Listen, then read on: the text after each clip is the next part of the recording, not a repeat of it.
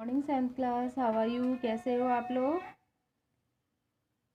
हमने transfer of heats के method हम डिस्कस कर रहे थे, जिसमें हमने कंडक्शन पढ़ लिया था। कंडक्शन ये सॉलिड में हीट ट्रांसफ़र का एक प्रोसेस है, जिसमें सॉलिड्स में जो हीट ट्रांसफ़र होती है वो कंडक्शन प्रोसेस से होती है। ठीक है, हमने देखा था किस प्रकार एक रोड ली थी हमने, और वो एक किनारे पे से हमने उसको हीट करी थी तो वो पूरी गर्म हो गई थी।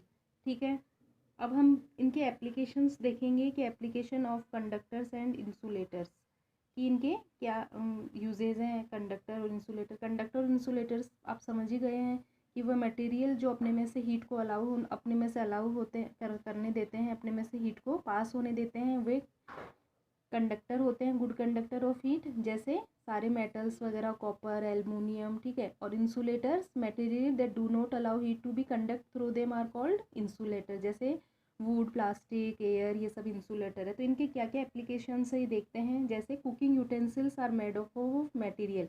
कुकिंग यूटेंसिल्स को हम किससे बनाते हैं? मेटल्स से बनाते हैं। क्यों? क्योंकि जब हम इन्हें we want heat to be transferred quickly, क्योंकि हम क्या चाहते हैं कि हीट फटाफट ट्रांसफ़र हो जाती है। गुड कंडक्टर है इसलिए हीट फटाफट ट्रांसफ़र हो जाती है ना। हम जो फ्लेम लगाते हैं उससे फूड फटाफट प्रिपेयर्ड हो जाता है। और इसीलिए जो यूटेंसिल्स होते हैं उनके जो बेसेस होते हैं वो कॉपर के बने होते हैं, जिससे ये अच्छे हीट हो जाएं और हीट को ट्रांसफ़र कर दें।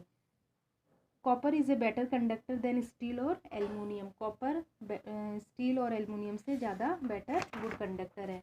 ठीक है, नेक्स्ट है cups are made.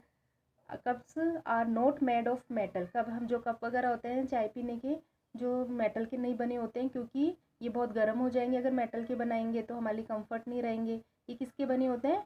Made of China clay के बने होते हैं। ये पुअर कंडक्टर ऑफ हीट होते हैं जिसलिए। और जो हैंडल्स होते हैं केटल्स के, पैंस के, है ना, ये भी किसके बने हो रहते हैं? इंसुलेटर्स के बने होते हैं, क्योंकि अगर हम इनको मेटल के बनाएंगे तो ये गर्म हो जाएंगे और हम इनको होल्ड नहीं कर पाएंगे। ऐसे ही एबेस्टोस शीट्स और क्ले टाइल्स, ये पुअर कंडक्टर है हीट की, इसीलिए हम इनको रूफ में, जो हाउस की शेड रूफ वगैरह होती है उनमें काम में लेते हैं। इफ़ एल्युमिनियम और आयरन शीट वगैरह अगर हम इसकी जगह यूज़ में लेंगे तो ये हीट को कंडक्ट करेंगे, और जिससे जो शेड होगी हाउस की वो बहुत ज़्यादा हॉट हो जाएगी गर्मियों में, और विंटर में बहुत ज़्यादा कोल्ड हो जाएगी, हमारे लिए अनबियरेबल होगी, असहनीय होगी। ऐसे ही ग्लास बेड कंडक्टर है, जो कांच होता है वो। ठीक है, इसीलिए ग्लास टम्बलर क्रैक हो जाते हैं अगर हम इसमें एकदम से गरम गरम हॉट टी और मिल्क डाल देते हैं तो क्या होता है? क्योंकि जो पार्ट होता है टम्बलर का जो कांटेक्ट में आता है, हम कोई गर्म चीज़ डाल रहे हैं तो उसका अंदर वाली जो लेयर है वो तो फटाफट जो हॉट लिक्विड के कांटेक्ट में आएगी और क्या होगी? एक्सपेंड होगी। लेकिन जो बाहर वाला पार्ट है, दूसरा पार्ट है, वो क्या होगा?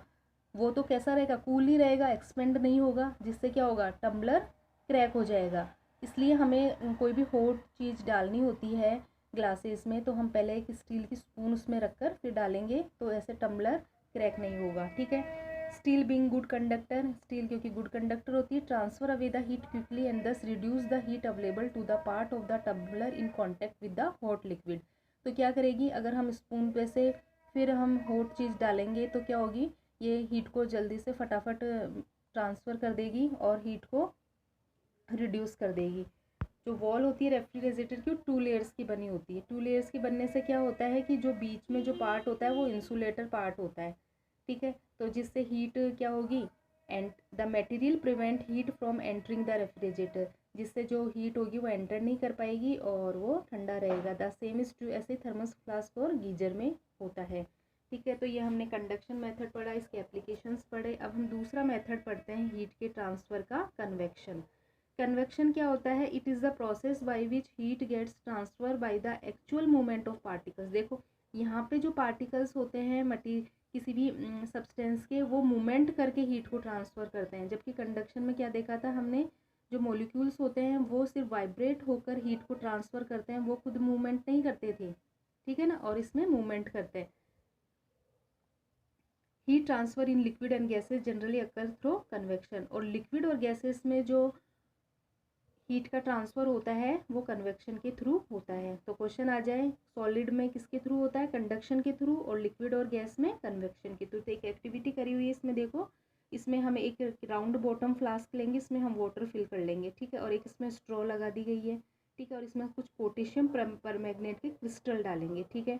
और नीचे से फ्लेम लगा के बुनसेन बर्नल से लो फ्लेम पे इसको हीट करेंगे।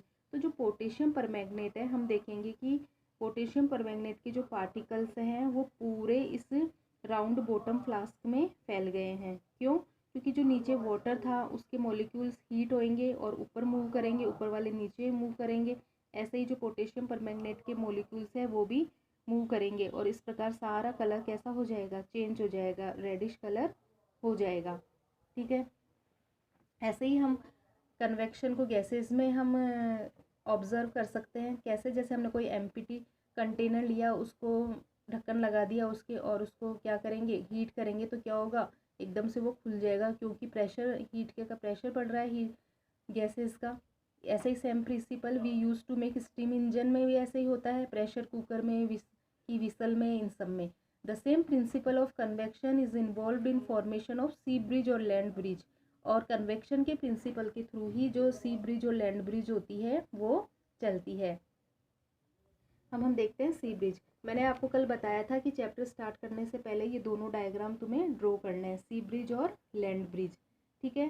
तो पहले सी ब्रिज बनाओगे तुम, तो सी ब्रिज डे के टाइम होता है, इसलिए तुम यहाँ पे सन बना दोगे और कलरफुल बनाना है अच्छे से एरो लगा के, ठीक है। क्योंकि ये एरो का क्या मतलब है यहाँ पे, कि जो एयर है वो कहाँ से कहाँ चल रही है, सी से लैंड की ओर चल रही है, इसलिए। और ये नाइट का टाइम है, इसलिए थोड़ा ब्लैकिश बनाना, और इसमें स्टार और मून वगैरह बना देना। और इसमें जो एरो है वो किधर से किधर होंगे, इधर लैंड से सी की तरफ होंगे एरो, ठीक है। तो अपन इसको डिस्कस करते हैं। Sea breeze. During the day land gets heated faster than the water. तुम्हें पता ही है कि जो दिन के समय जो लैंड है वो जल्दी हॉट हो जाती है। क्यों? क्योंकि जो सॉइल है, जो सैंड है, वो वाटर के कंपैरिजन में जल्दी हॉट होती है। तो क्या होगा, जो लैंड की जो एयर होगी वो गर्म होगी, हॉटर होगी और राइजअप होगी। तो वहाँ पे क्या हो जाएगा, जगह खाली हो जाएगी। तो उसकी जगह लेने के लिए कूलर एयर सी की तरफ से रश करके कहाँ आएगी, लैंड की तरफ आएगी उसकी जगह को लेने के लिए। भाई एयर प्रेशर कम हो जाएगा ना, सारी एयर तो ऊपर उठ गई। तो वहाँ पे जगह लेने के लिए कहाँ से किधर हवाएं चलेगी। हमेशा जो एयर होती है वो किधर ब्लो होती है, हमेशा हाई प्रेशर से लो प्रेशर की ओर। तो लैंड में तो क्या हो गया, लो प्रेशर हो गया, क्योंकि वहाँ तो एयर नहीं है, ऊपर उठ गई, गर्म हो गए, ठीक है। और सीक में क्या है, वहाँ पे तो वाटर है, तो वो कम गर्म हुआ है, तो वहाँ तो हवा है, अभी भी प्रेशर बना हुआ है। तो जो कूलर एयर है वो सी से लैंड की तरफ आएगी। The warm air from the land moves towards the sea to complete the cycle. और जो वार्म एयर है वो लैंड से सी की तरफ मूव करेगी। इस प्रकार ये कंप्लीट साइकिल बन जाएगा। The air from the sea is called the sea breeze. और जो एयर होगी sea from the sea is, जो सी की एयर होगी वो सी ब्रिज होगी। ऐसे ही लैंड ब्रिज में जस्ट अपोजिट हो जाएगा। नाइट के समय अब जो चीज़ जल्दी गर्म हो रही है तो जल्दी भी ठंडी होगी। तो सैंड क्या है, जल्दी गर्म हो गई थी, तो रात के टाइम में वो जल्दी ही कूल डाउन हो जाएगी, much faster than the sea water की कंपैरिजन में। So they the air above the land cools faster than the air above the sea. तो जल क्या होगा फिर, जो एयर प्रेशर होगा, तो जो वाटर तो गर्म रहेगा कंपैरिजन में लैंड के, तो वहाँ की जो एयर होगी वो ऊपर उठेगी, मतलब सी के ऊपर एयर प्रेशर कम रहेगा और लैंड के ऊपर ज़्यादा रहेगा। तो warm air above the sea rise up. तो जो वार्म एयर है सी की वो राइज अप होगी, और कूल एयर लैंड से रश करके कहाँ जाएगी, सी की तरफ जाएगी। The cool air that moves from land towards the sea is called land breeze. तो वह एयर जो मूव करती है किधर, लैंड से सी की तरफ, वो लैंड ब्रिज होगी। तो इनको कंफ्यूज मत होना। जैसे लैंड ब्रिज है तो लैंड ब्रिज को कैसे लर्न करोगे, लैंड से एयर मूवमेंट करेगी, लैंड से एयर आएगी, और सी ब्रिज में सी से एयर मूव करेगी, ठीक है। अब है एप्लीकेशन ऑफ कन्वेक्शन करंट्स। अब इसके एप्लीकेशंस देखेंगे कहाँ कहाँ काम आते हैं। जो वेंटिलेटर्स होते हैं और एग्जॉस्ट फैन होते हैं वो हम सीलिंग के पास बनाते हैं उनको, ज़्यादा नीचे नहीं होते हैं, वो वॉल पे ऊपर होते हैं। क्यों? क्योंकि जैसे हम ब्रीथ कर रहे हैं एयर, और वार्मर और लाइटर एयर होती है, वो क्या होगी, ऊपर उठेगी, rise up and escape through the ventilator, और एग्जॉस्ट फैन से बाहर निकल जाएगी, क्योंकि हम ब्रीथ कर रहे हैं वो भी वार्म एयर होगी, और अदर रीजन के कारण भी वार्म एयर जनरेट होगी, ठीक है। किचन में भी जनरेट होगी वार्म एयर, तो ये एग्जॉस्ट फैन से ऊपर निकल जाएगी, और कोल्ड फ्रेश एयर विंडो के थ्रू अंदर आ जाएगी। ऐसे ही हॉट स्मोक और गैसें जो इंडस्ट्रियल फर्नेसेस में होती है वो राइज अप होती है और चिमनी के थ्रू बाहर निकल जाती है। ठीक है, जो भट्टियाँ वगैरह होती है इंडस्ट्री में। और ऐसे हीटर ब्लोअर्स और heat convect heat A room by setting convection current. जो घर में हीटर्स वगैरह होते हैं उनमें भी हीट पूरे रूम में कैसे है, बाई कन्वेक्शन करंट्स के थ्रू हो जाती है। ऐसे ही जैसे फायरमैन होता है, जैसे आग लग जाती है कहीं तो फायरमैन बिल्डिंग में एंटर करते हैं तो वो कैसे क्रेल मतलब रैंक के घुसते हैं अंदर। क्यों? क्योंकि जो चोकिंग स्मोक है और हॉट एयर है वो ऊपर की तरफ होगी। अगर ऊपर की तरफ होंगी तो दम घुटने से वो लोग बेहोश भी हो सकते हैं, इसलिए वो रैंक कर अंदर घुसते हैं। ठीक है, ये आज के लिए इतना ही, अगला नेक्स्ट वीडियो में। Thank you.